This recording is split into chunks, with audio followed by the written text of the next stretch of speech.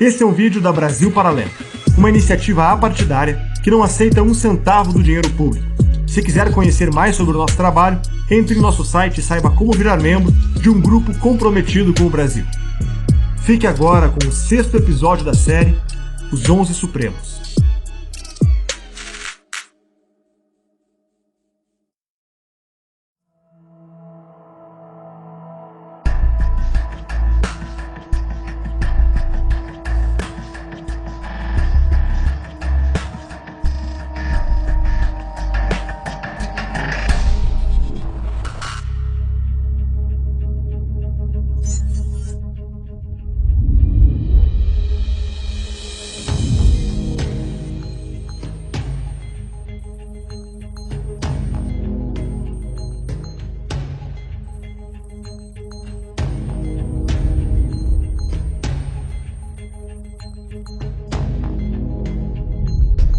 Em um depoimento dado em 2005, Barroso relata sua trajetória pessoal, profissional e política.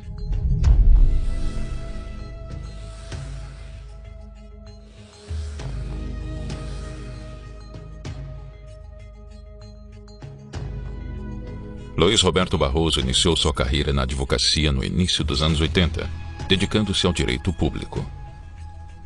Antes de se tornar ministro, compareceu ao STF diversas vezes como advogado.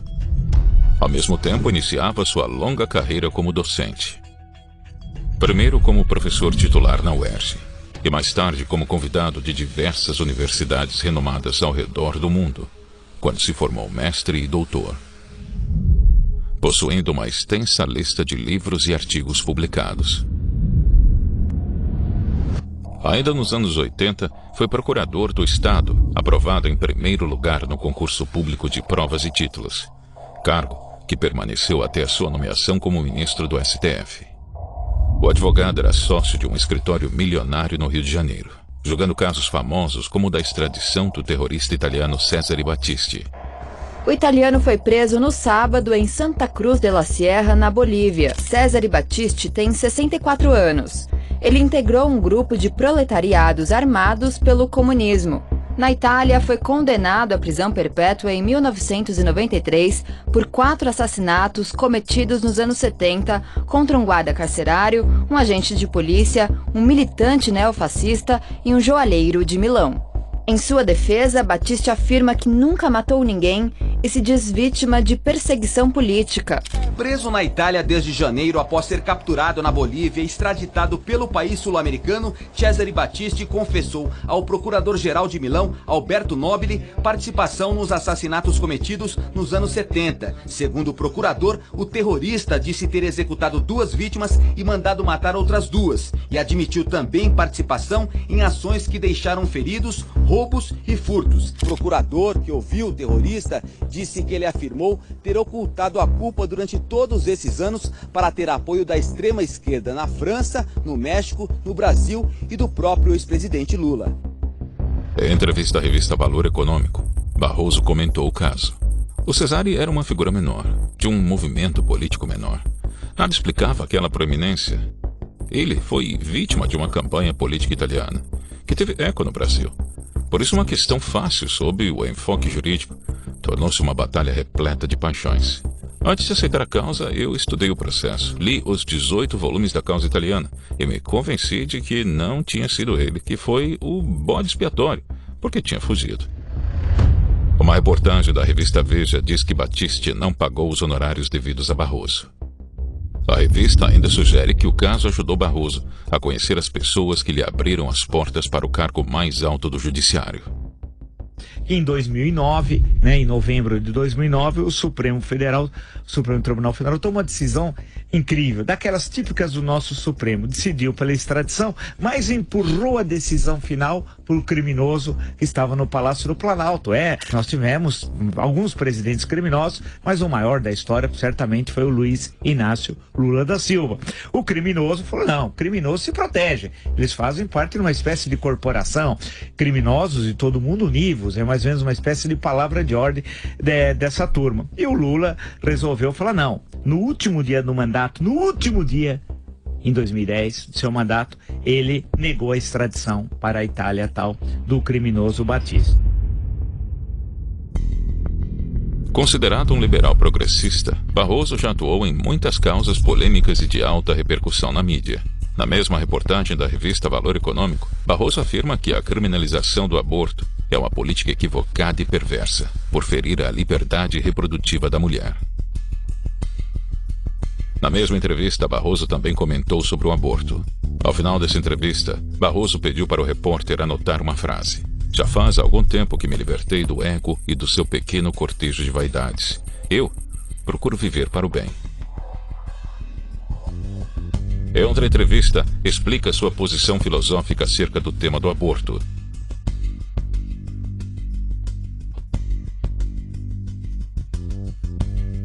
Em 2016, Barroso concedeu habeas corpus para revogar a prisão preventiva de funcionários de uma clínica de abortos ilegal. O juiz relatou que não é crime a interrupção voluntária da gestação no primeiro trimestre da gravidez, com base na legislação de outros países e no direito da escolha da mulher. Seu voto foi acompanhado pelos ministros Edson Fachin e Rosa Weber.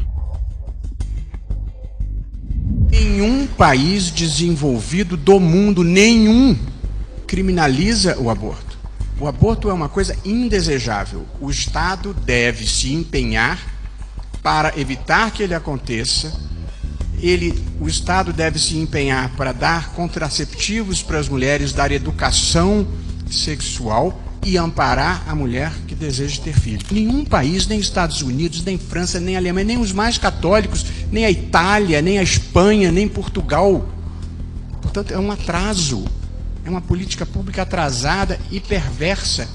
Respeitado o direito de qualquer pessoa que, por motivo religioso, seja contrário e se manifeste contrariamente. Esse é um direito e pode pregar para que não se faça. Agora, criminalizar a posição do outro é uma forma autoritária e intolerante de viver a vida. Nós precisamos derrotar isso. Seja em declarações públicas ou artigos acadêmicos, Luiz Roberto Barroso se coloca como um liberal. Defende a redução do Estado brasileiro, a importância de um capitalismo baseado em risco e concorrência, além de citar Milton Friedman e outros importantes autores da tradição liberal. Em evento da Fundação Estudar, o ministro falou abertamente em defesa da redução do Estado brasileiro. No artigo de 2014, intitulado Estado e Livre Iniciativa na Experiência Constitucional Brasileira, o ministro escreve: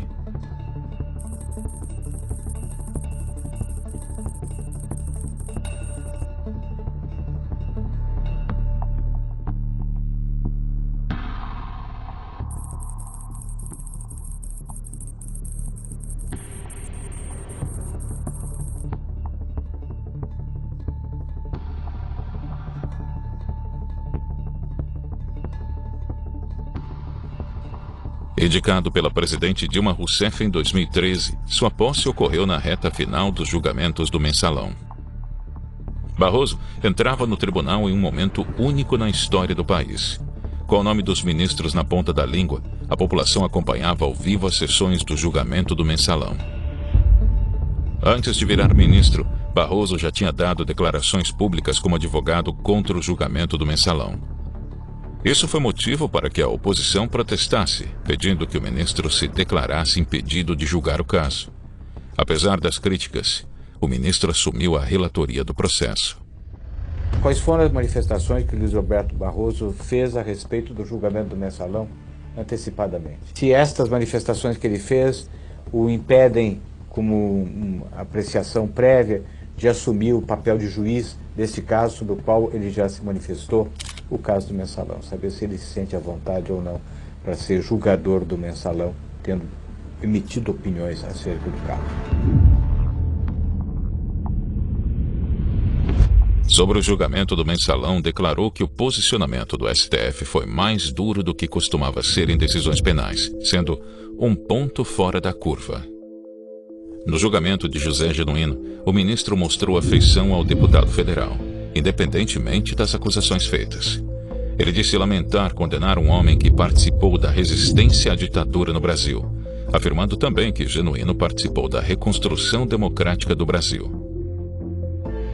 Em resposta, a ministra Carmen Lúcia rebateu: não estamos aqui para julgar a história de vida do deputado, mas sim o envolvimento dele no caso. Barroso já revelou em algumas oportunidades a sua descrença no escândalo do Mensalão. Ele questiona que o esquema não deveria ser tratado como o maior escândalo de corrupção da história do país, e sim apenas o mais investigado.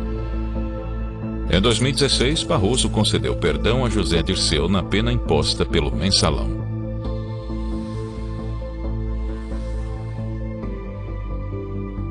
Vossa Excelência, quando chegou aqui, soltou Zé Dirceu. Porque recebeu indulto do presidente da República.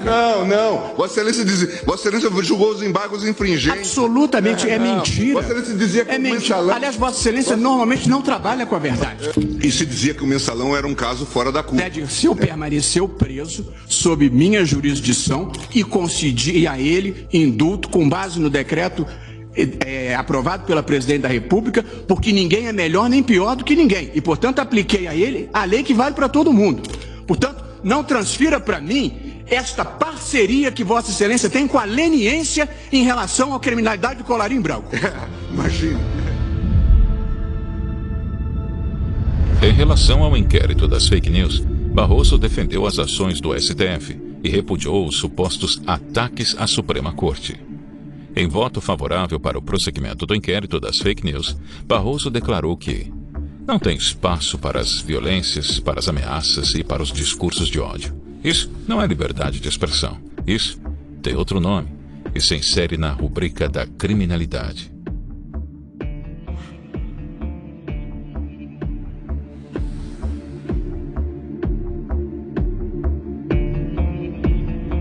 Portanto, eu acho que a primeira coisa importante de se fazer é circunscrever esse tipo de manifestação a o que eu tenho chamado de um gueto pré-iluminista. Pessoas que têm muita dificuldade de aceitar o outro, de aceitar a diversidade, de aceitar a pluralidade. Portanto, acho que são pessoas desajustadas, mas em quantidade irrisória. Mas ainda, se há uma insatisfação da sociedade com o Supremo, eu acho que num determinado momento houve. Especialmente pelo modo como o Supremo enfrentou a questão da corrupção e os processos criminais que lá chegaram e uma oscilação jurisprudencial. Eu não estou dizendo certo ou errado, nem criticando ninguém, mas objetivamente houve fim da segunda instância, um desencontro entre o sentimento da sociedade e algumas posições do Supremo. Portanto, o Supremo se desencontrou da sociedade, especialmente na sua jurisdição penal, criminal, que ele não devia ter. Mas quando se trata de defesa dos direitos fundamentais e de proteção da democracia, o Supremo marcha unido e quando faz isso ele tem apoio da sociedade.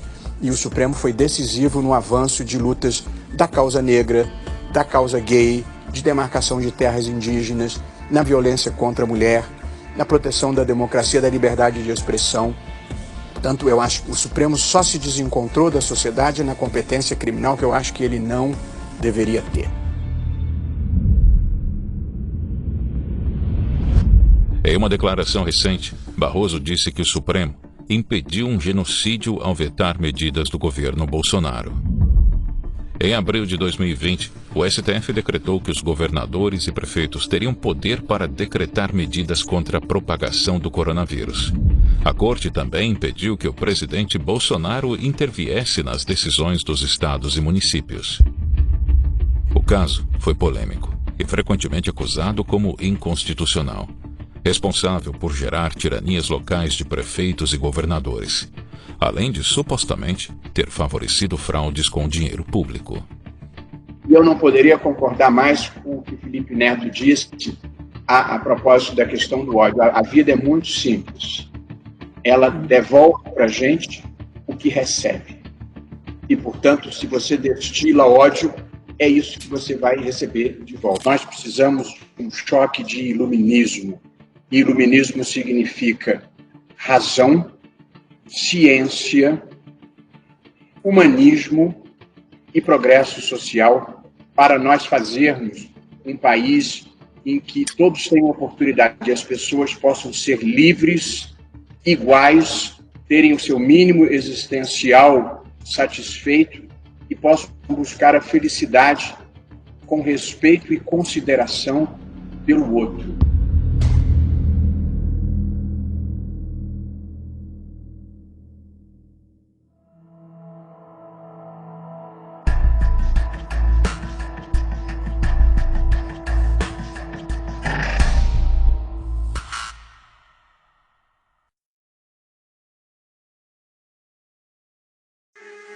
Esse é um vídeo da Brasil Paralelo, uma iniciativa apartidária que não aceita um centavo do dinheiro público.